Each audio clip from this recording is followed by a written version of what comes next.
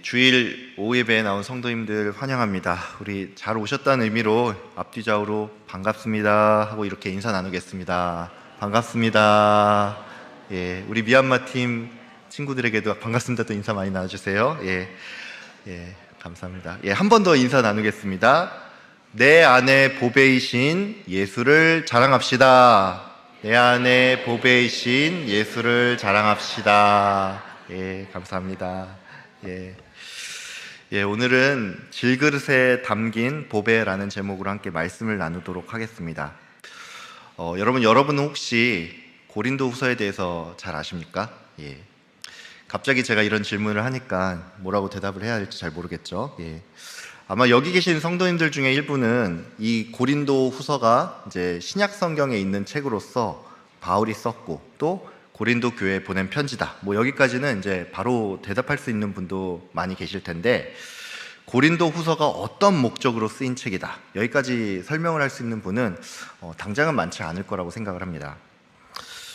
저는 개인적으로 이 고린도 후서를 굉장히 많이 읽었습니다. 당장에 이번 주만 하더라도 이제 설교 준비 차원에서 이제 고린도 후서를 또 한 번 통독을 했는데, 제가 왜 고린도 후서를 많이 읽었냐 하면 이제 신학교에 들어갈 때 영어 시험을 봤는데 그 시험 범위가 이제 영어 NIV 성경으로 고린도 후서였기 때문입니다. 제가 2018년에 이제 회사를 관두고 이제 신학교에 들어가기 위해서 공부를 하면서 이제 동시에 성경 통독도 한 연속해서 5차례 정도를 진행을 했는데, 매번 성경을 읽을 때마다 느끼는 것이지만 고린도 후서는 뭔가 좀 격정적이고 또 보기에 따라서는 다소 산만하다는 그런 느낌을 좀 받았습니다. 여기 계신 성도님들 중에서도 이제 성경 통독을 꾸준히 계속하시는 분들은 아마도 느끼실 텐데, 고린도 후서는 당장에 멀리 갈 것도 없이 고린도 전서랑 비교를 했을 때도 뭔가 좀 어수선한 그런 느낌이 듭니다.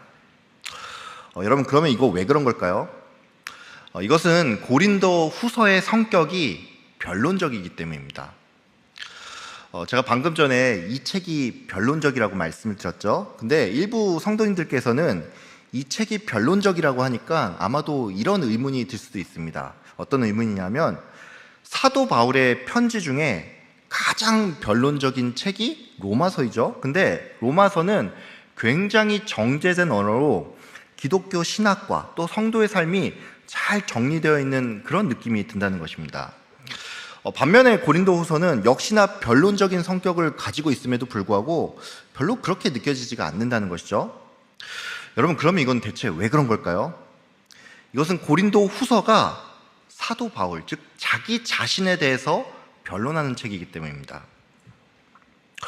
잠깐 여담인데, 이제 여기 계신 분들 중에서 이제 특별히 남자 성도님들께서 많이 공감을 하실 텐데, 보통 남자 성도님들이 이제 아내 되시는 여자 성도님들과 말다툼을 할 때 참으로 애석하게도 이 남자 성도님들이 100이면 99가 집니다. 인정을 하시죠? 여러분, 그러면 이거 대체 왜 그런 걸까요? 우리 남자 성도님들께서 정말로 예수님의 사랑과 또 대인배의 마음을 가지고서 아내분들께 지는 걸까요? 저도 그렇다고 말을 하고 싶은데, 그렇다고 하기에는 우리 여자 성도님들이 보시기에 내 남편이 그렇게 대인배 같아 보이지는 않죠.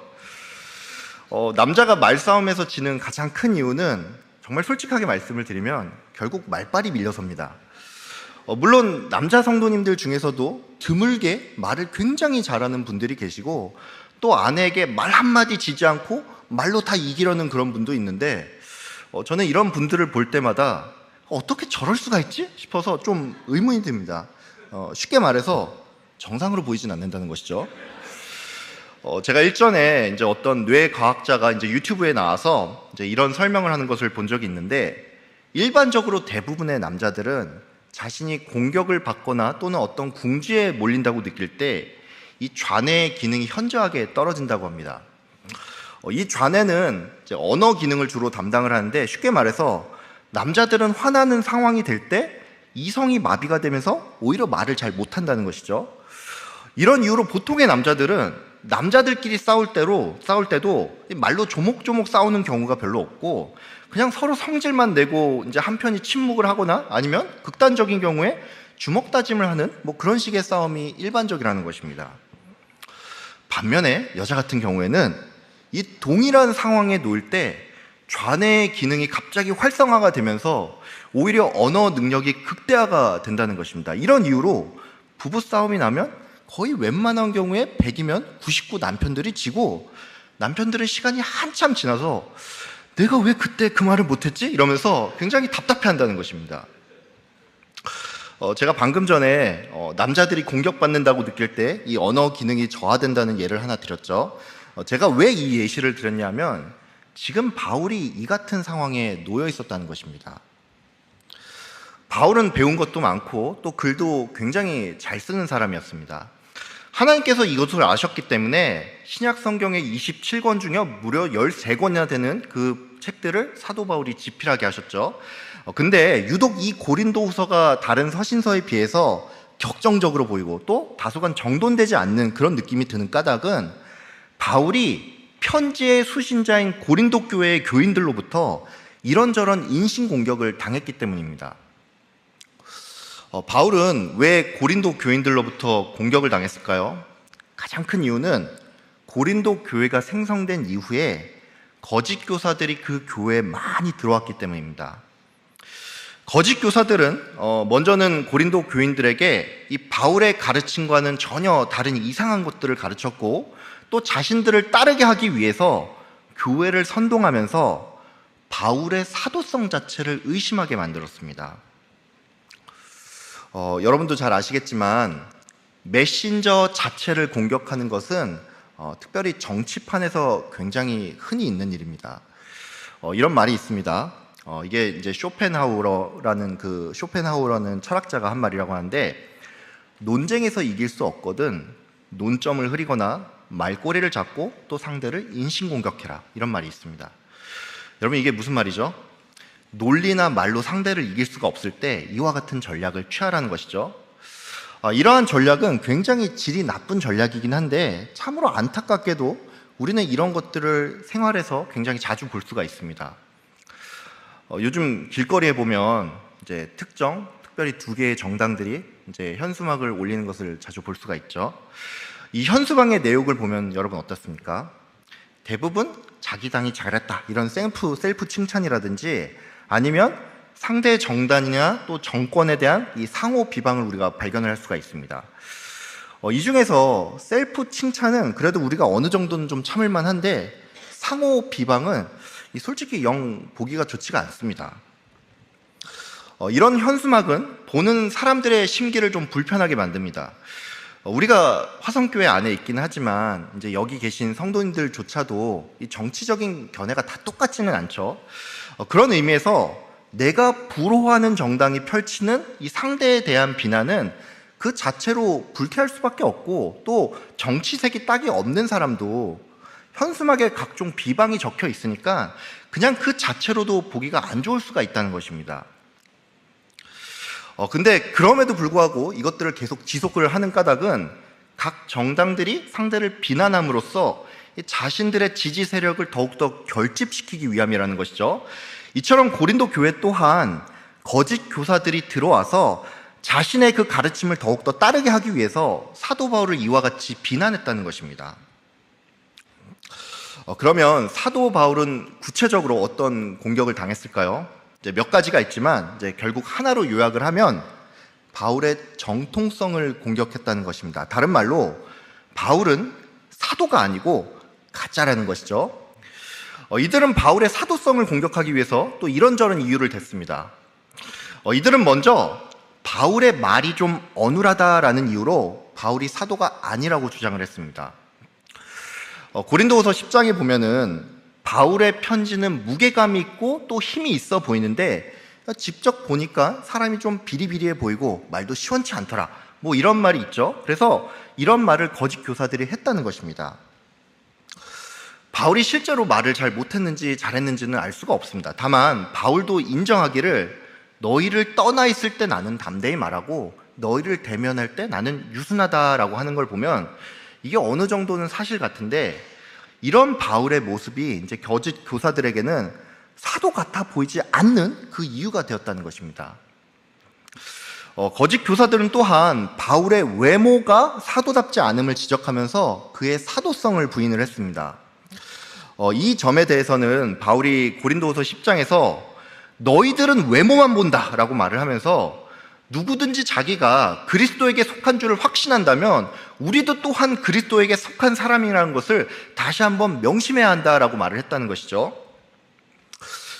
참고로 이 사도 바울의 외모와 관련해서 이제 초대교회 전승에 따르면 바울은 대머리에 이제 키가 좀 작고 몸도 좀 꾸부정한 데다가 다리가 휜 소위 말해 오다리였다는 그런 기록을 발견할 수가 있습니다.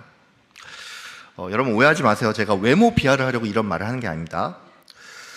또한 많은 성경학자들은 바울이 육체의 가시, 즉 병을 앓고 있었다고 하는데 이 병이 간질이라는 것이죠. 현대는 약이 발달을 해서 이제 이 간질도 어느 정도 통제가 되는데 과거에는 약도 없다 보니까 거짓 교사들은 바울의 이런 외적인 모습을 보면서 그가 사도 같지 않다라고 주장을 했다는 것입니다. 아마도 여러분 이 대목에서 아니 아무리 그래도 이 외모 가지고 공격하고 또 여기에 선동을 당한 것은 좀 너무하지 않나? 이렇게 생각을 할 수가 있습니다. 근데 여러분 한번 냉정하게 생각을 해보길 바랍니다. 예를 들어서 제가 여기 주일 오후 예배 시간에 이렇게 단상에 서서 설교를 하는데 40대인 제가 이 등이 할아버지처럼 굽었고 또 키가 너무 작아서 이 설교 단상에 얼굴이 안 보인다면 어떨 것 같습니까? 예. 키는 작아서 얼굴은 안 보이는데 대머리라서 화면에 얼굴은 안 잡히고 번쩍이는 머리만 보인다고 하면 조금 이상하겠죠? 여기에 더해서 설교 도중에 갑자기 제가 막 컥컥거리면서 입에 거품을 물고 쓰러진다면 여러분은 저의 설교를 들으면서 은혜를 받을 수가 있겠습니까? 아마도 여러분은 제가 또 언제 쓰러지나 싶어서 마음이 좀 불안하고 아니 무슨 저런 사람이 사역을 한다고 그래 당장 병원부터 가야지 뭐 이런 생각을 할 수가 있다는 것입니다. 이처럼 고린도 교회가 거짓 교사에게 선동을 당해서 이 바울의 사도성을 의심하는 것은 충분히 그럴 수가 있고 또 그럴 만도 하다는 것입니다. 거짓 교사들은 여기서 멈추지 않았습니다. 그들은 바울이 사도라고 하기에는 너무 많은 고난을 받았다는 이유로 그의 사도성을 또한 의심했습니다. 이건 역시나 분명히 근거가 있는 의심이었습니다. 실제로 바울은 엄청난 고난을 받았죠. 바울은 옥에 여러 번 갇혔을 뿐만이 아니라 매 맞고 돌에 맞고 배가 파선해서 죽을 뻔한 것이 여러 번입니다. 게다가 바울은 강도와 사기를 당했을 뿐만이 아니라 늘 배고프고 춥고 헐벗고 잠을 잘 이루지 못했다는 것이죠. 이처럼 바울의 사역은 한마디로 고난 그 자체였는데 거짓 교사들은 이것을 들어서 그가 사도가 아니라고 또한 공격을 했다는 것입니다. 여러분은 또한 이 대목에서 아니 사역자가 그렇게 고생고생하면서 사역을 하면 오히려 존경을 해도 모자랄 판인데 왜 의심을 하지? 뭐 이렇게 생각을 할 수가 있습니다. 근데 여러분 이것도 역시나 여러분이 이 바울의 고난을 그냥 성경으로 읽어서 그렇지 실제로 내 주변에 누군가가 그런 일이 있다면 우리도 고린도 교회 교인들처럼 그런 생각을 할 수가 있다는 것입니다. 예를 하나 들어보죠. 만약에 여러분 주변에 있는 어떤 사람이 예수님을 믿은 후부터 갑자기 삶에 환난이 닥친다면 어떨 것 같습니까? 멀쩡하던 사람이 교회 다닌 후로 병이 생기고 가정에 불화가 닥치며 사업이 망한다고 하면 여러분 어떨 것 같습니까? 은혜 받으려고 새벽기도 나갔는데 그 길에서 교통사고를 당하고 수련회를 다녀오고 나서 식중독으로 입원을 한다면 여러분 어떨 것 같습니까? 우리는 내 주변의 사람에게 이런 일들이 발생을 할 때 참 은혜되지 않는다 이렇게 생각을 할 수가 있다는 것입니다. 우리는 심지어 여기서 더 나아가서 어쩌면 저 사람들 모르게 뭔가 큰 죄를 지어서 그래서 저렇게 고생을 당한 건지도 몰라 뭐 이런 생각까지도 우리가 할 수가 있는데 이처럼 고린도 교인들은 바울이 심한 고난을 당했다는 이유로 그의 사도됨을 또한 의심을 했다는 것입니다. 이 외에도 이제 이런저런 이유로 거짓 교사들은 바울을 공격을 했고 고린도 교인들은 여기에 선동을 당해서 바울을 신뢰하지 못했는데 그런 이유로 이 고린도 후서 전체는 자신에 대한 그 변호로서 이 내용이 이루어져 있다는 것입니다. 오늘 우리가 함께 살펴본 이 고린도 후서 4장은 이제 그런 의미에서 바울의 사도됨에 대한 이 자기 변호라는 관점에서 좀 볼 필요가 있습니다. 특별히 우리가 함께 읽은 이 고린도후서 4장 7절은 바울의 자기 변호 중에서도 가장 핵심을 담고 있다고 할 수가 있습니다. 오늘 본문 7절을 제가 한번 읽어보겠습니다. 우리가 이 보배를 질그릇에 가졌으니 이는 심히 큰 능력은 하나님께 있고 우리에게 있지 아니함을 알게 하려 함이라. 여러분, 이 말이 무엇입니까?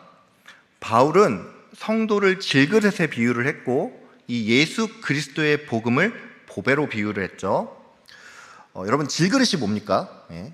진흙으로 만든 그릇이죠.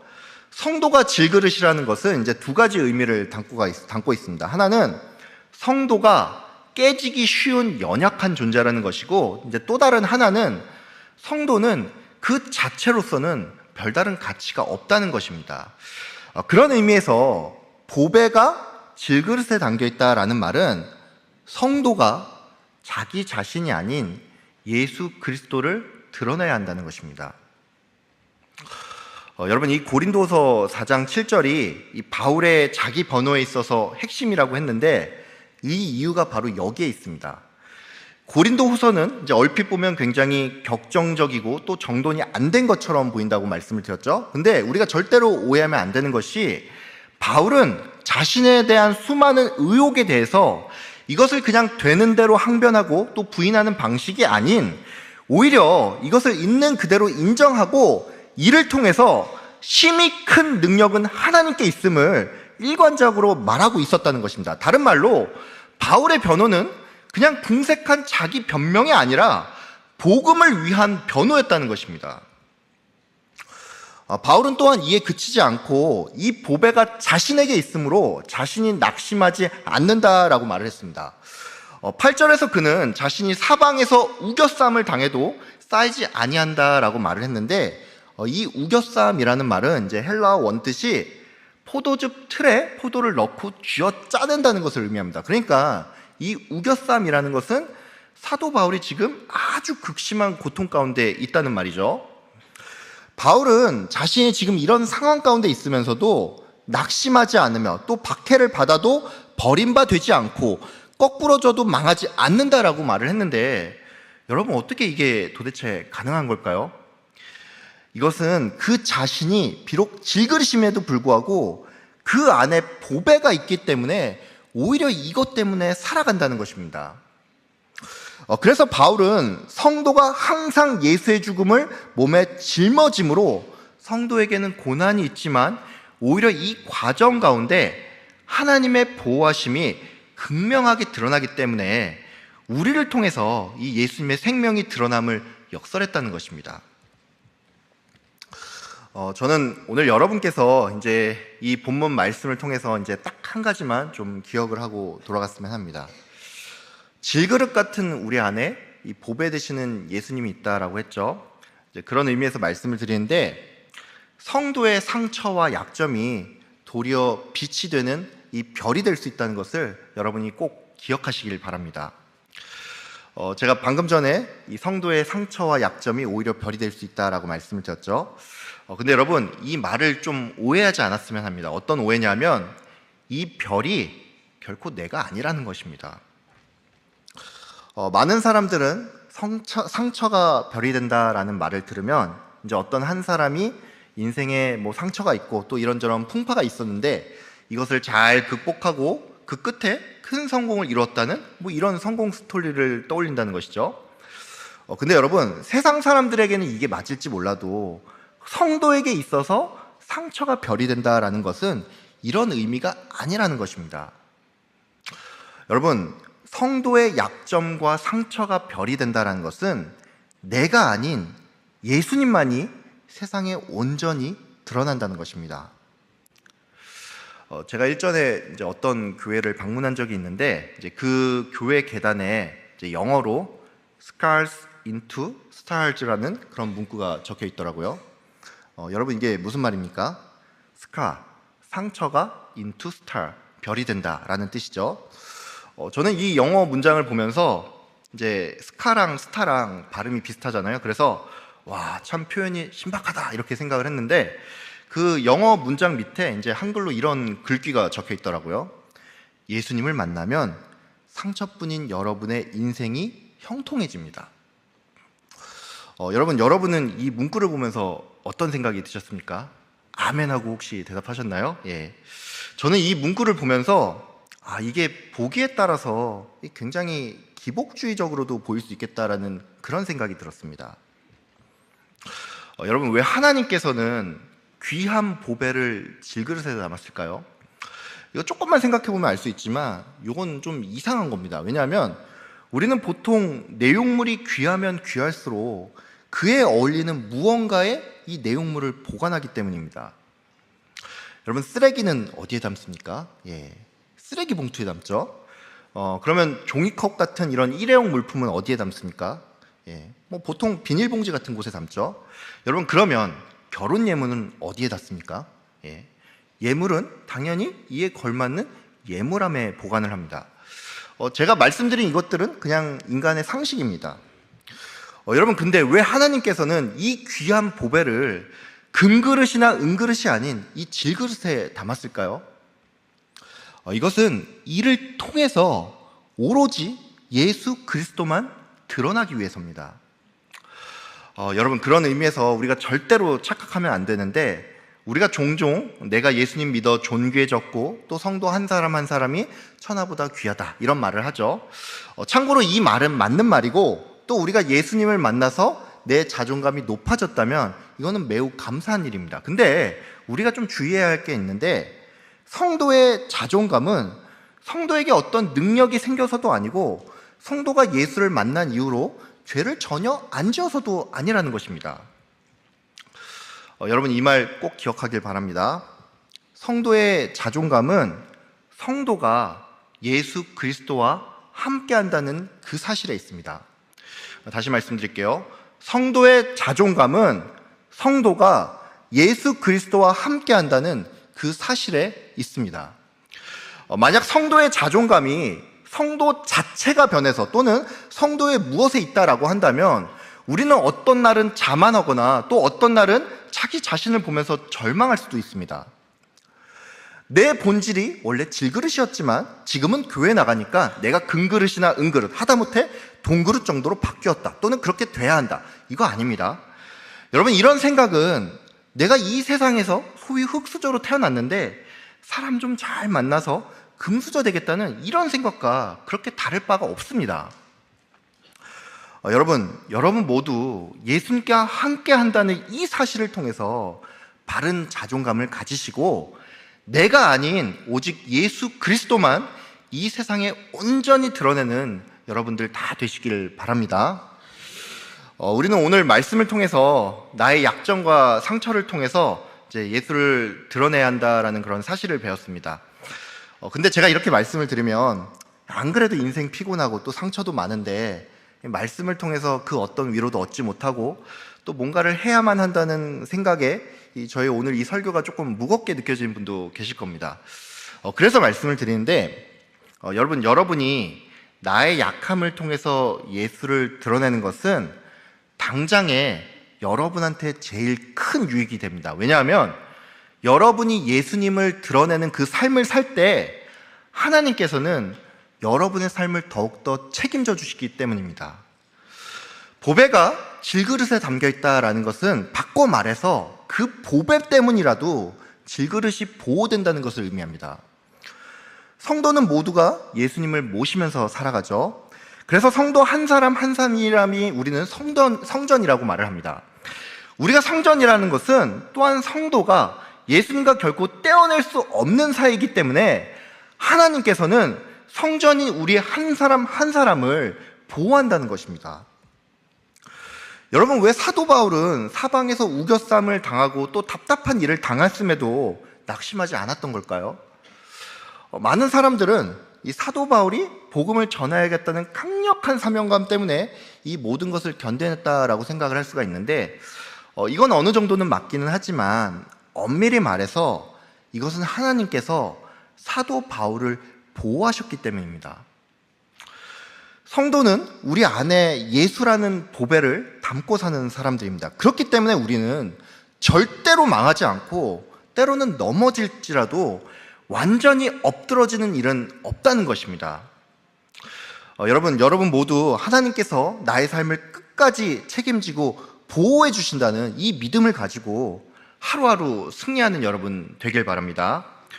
나의 약함을 통해서 오히려 예수 그리스도가 드러나는 그 삶을 사시길 바랍니다. 하나님께서는 자주 넘어지고 상처받고 때로는 잘못을 범하는 이 질그릇 같은 우리를 그의 은혜와 사랑으로서 이 자리까지 이끌어 오셨습니다.